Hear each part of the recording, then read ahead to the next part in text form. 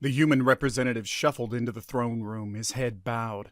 Polished chrome floor stretched towards the distant dais where the Emperor reclined, a hulking insectoid creature adorned with iridescent plates of chitin. Even the air seemed thick with disdain, a tangible reminder of humanity's precarious place in the grand hierarchy of the galactic empire. "You come bearing us tribute?" The Emperor's voice buzzed, translated mechanically through the representative's implant. "Yes, exalted one." The human swallowed the bitter taste of those words. Crates piled beneath the room's vaulted ceiling held not riches or exotic technology, but the raw materials that fueled the Empire's war fleets. Earth was not a partner, but a mine to be exploited. But what the Empire didn't know, couldn't know, was that humanity hadn't spent the long centuries since their uplifting wallowing in despair. There were other mines scattered among the system's barren moons, other tributes paid. For decades, generations, humanity had played the part of the lowly, outmatched newcomers. Their true labor unfolded in the absolute secrecy of the orbital shipyards. There, Earth's finest scientists and engineers, fueled by memories of subjugation, poured their genius into creating the unthinkable. Every ounce of scavenged resource, every stolen bit of alien tech had been painstakingly bent to one purpose. Captain Alexander Hayes stood on the bridge of that purpose, a ship so vast it dwarfed any dreadnought in the Imperial fleet. The Invictus was Earth's ace in the hole, a dagger hidden up humanity's sleeve. Soon, it would be plunged into the heart of their oppressor. "Captain," his second-in-command whispered. "Imperial sensor sweep, standard pattern. They suspect nothing." Hayes smiled, a sliver of cold satisfaction in a face usually set in a mask of subservience. "Good. Let them keep looking at the hands while we draw the knife." The jump drive whined, the stars smearing across the bridge viewport. The Invictus materialized at the edge of the Arcturus system, a vital trade hub for the Empire. Hayes watched the massive Imperial station, a metallic leviathan teeming with activity. "Comms, hail them," he ordered. His voice held no hint of supplicant, only the steel of command. "Imperial Station Arcturus, this is United Earth Freighter Odysseus. A malfunction has forced us to divert. Requesting emergency docking authorization."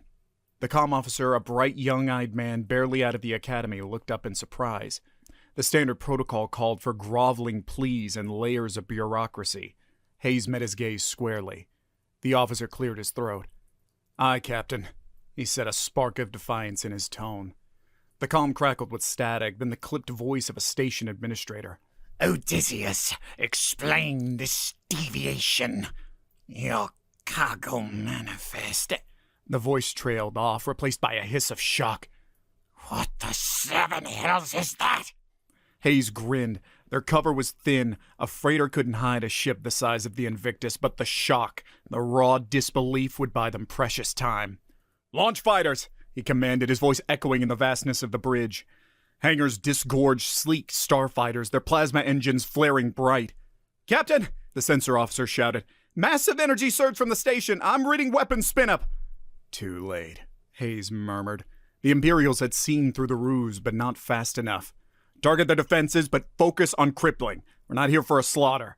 He turned to the ship's AI interface. "Invictus, is the jump drive charged?" A cool, almost amused female voice responded. "Jump systems are ready, Captain. Destination?" His gaze swept the distant blue marble of Earth, a symbol of both oppression and quiet determination. "Home," he said, and with a surge of acceleration, the Invictus tore itself away from Arcturus, leaving behind a crippled station and a galactic empire reeling from its first stinging blow. Word of Earth's defiance spread like wildfire through the vast channels of the Empire. The image of a human-made warship the size of a small moon shattered a sense of superiority built over centuries. The Emperor, first amused by the notion of resistance, now writhed in fury. Fleets scrambled, vast armadas meant for conquest now forced into defensive postures. The Imperial war machine, so long focused on outward, turned its gaze reluctantly back towards its core territories.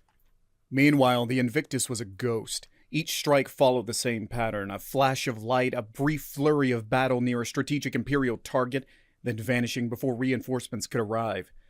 The ship was a scalpel, not a bludgeon, each raid precisely calculated to inflict maximum damage and disruption. On Earth, the mood was electric. After so long bending the knee, humanity's newfound boldness brought defiance simmering to the surface. But Hayes, back in the hidden shipyards, tempered celebration with caution. They're adapting, he told his bridge crew, their faces illuminated by flickering holographic displays. The next strike will be harder, bloodier. He was right. The ambush came near the Epsilon Iridani system, a key staging ground for the Empire's fleets. This time, the Imperials were waiting. Corvettes spitting missiles and starfighters weaving through the Invictus's flak screen. The mighty carrier shuddered, its shields shimmering under the onslaught. Hayes gritted his teeth. Evasive maneuvers! Focus fire on those corvettes! Take out their eyes! The Invictus was designed for overwhelming firepower, not agility. Each turn was ponderous, a lumbering giant trying to swat at flies. But the ship's designers had anticipated this. Buried deep within its hull were the labs where Earth's most brilliant minds had defied the limitations of known technology. Experimental teleportation matrix is online, a voice crackled over the comms. Activate! Hayes barked. Get us the hell out of their kill zone! The Invictus shimmered and then reappeared half a system away. The enemy ambush now a distant flicker of explosions. A collective sigh of relief swept the bridge, quickly replaced by grim determination.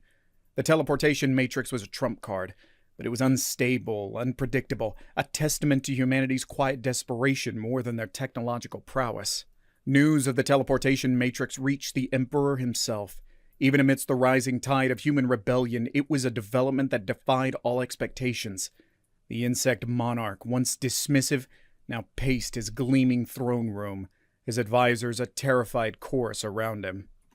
These primates, they defy all logic, he screeched, his segmented limbs twitching with agitation. They were barely mastering fire when we brought them into the galactic fold. Exalted One, a wizened admiral ventured. Perhaps they hid their progress, feigned weakness, while their true potential grew.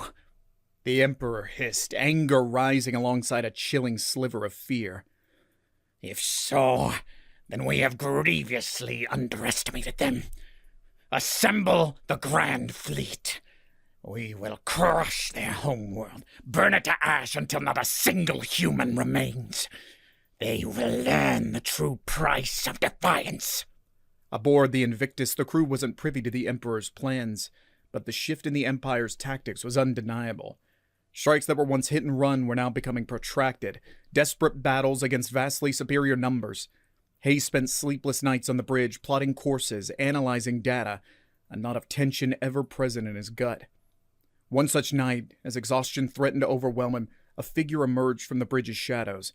Dr. Amelia Sato, the architect of the teleportation matrix. Captain, her voice was soft, but her eyes burned with an intensity that eclipsed her frail frame. I think it's time. Hayes frowned. Time for what, Doctor? She stepped closer, her small hand gripping a crystalline data shard. The Matrix. It was never meant for ship-to-ship jumps. That was just a stepping stone. We forced the tech to do something it was never designed for. And what was it designed for? Hayes asked, a prickle of unease down his spine. To move weapons. Powerful ones. A ghost of a smile twitched at her lips. Think of it as delivering a mailed fist. Right to the Emperor's doorstep. Hayes stared at the data shard, the hum of the Invictus surrounding him like a shroud. Sato's plan was outlandish, borderline suicidal, and yet it sang with the same quiet defiance that had built this gargantuan ship in the first place. Payload? He asked, his voice hoarse. Matter destabilizer, Sato said. Theoretically, it should trigger a cascading reaction, ripping apart a sizable chunk of a planet's crust. The teleportation matrix gives us the precision. The silence that followed echoed louder than any explosion. Delivering a blow like that to the very heart of the Empire, it could end this war in one blinding flash and countless Imperial lives with it. And Invictus? Hayes asked, the fate of his ship, his crew hanging heavy in the air. The ship, it might survive the jump. Sato's voice was barely above a whisper, fraught with a mix of scientific calculation and sorrow. Or it might not. But it will buy us time, distract them, pull their fleets away from Earth. Hayes looked out the viewport. That blue jewel, their home, shone back at him. a silent testament to the billions of lives depending on his decision. He wasn't just a captain anymore. He was the bearer of humanity's desperate, improbable hope. "Prep the Matrix," he said, his voice steel hard, a captain's voice once again. "And call all hands to the bridge. They deserve to hear this face to face." As the crew assembled, their faces a mix of fear and determination, Hayes laid out the truth. No sugarcoating, no false promises. When he was done, the bridge was thick with a silence born of impossible choices. A young pilot, barely more than a girl, raised a shaky hand. "Captain," she said, her voice breaking slightly, "I joined Earth's defense to fight, not—" She trailed off, unable to say the words. Hayes stepped towards her, his weathered face etched with both understanding and necessity. "We all did, Ensign. And some fights can only be won by becoming the thing you most despise." He paused, letting the words sink in. "But make no mistake, this is our chance to end it, to secure a future where nobody has to make this choice ever again." The Invictus cut through space, its course set for the core of the galactic empire. The mood on the bridge was a strange mix, tension coiled tight, punctuated by bursts of dark humor, quiet confessions, and shared memories of lives left behind on Earth. Hayes, usually a pillar of stoicism, felt the unfamiliar touch of pre-battle jitters. Sato, however, moved through the ship with relentless energy, triple-checking calculations, muttering to herself in a stream of consciousness that belied her brilliance and perhaps a touch of madness. The Invictus materialized above the Imperial capital world. Alarms shrieked across the bridge as a swarm of fighters launched from the planet's defenses, rising like angry wasps towards a gargantuan intruder. "Focus fire on the defenses," Hayes ordered, his voice echoing in the vastness of the bridge. "Weapons, prep the payload. Sato, give me a status." "Teleportation matrix is at 80%, Captain. Almost there," she replied, her voice tight but steady. A Corvette blazing with the arrogant symbols of the Empire pierced through the fighter screen, its lasers finding their mark. The Invictus shuddered, shields flaring. "Invictus, report!" "Structural damage on decks 8 through 12, came the damage control officer's strained voice. "Non-critical, but, Captain, they'll whittle us down if we don't act." Sato straightened, her eyes blazing. "Matrix is charged. Target coordinates locked. Payload armed." Hayes glanced at the main view screen, the capital gleaming below, a symbol of the Empire's power and its arrogance. "Do it," he said, the word a heavy weight in his mouth. A flicker, a subtle distortion of space around the ship, and then silence. The Invictus hung in the void, fighters wheeling around it in confusion. The planet unharmed. What happened?" Hayes muttered, his heart a frantic drumbeat in his chest. I don't know." Sato was a ghost of herself, staring at her terminals in disbelief. "The Matrix, it malfunctioned."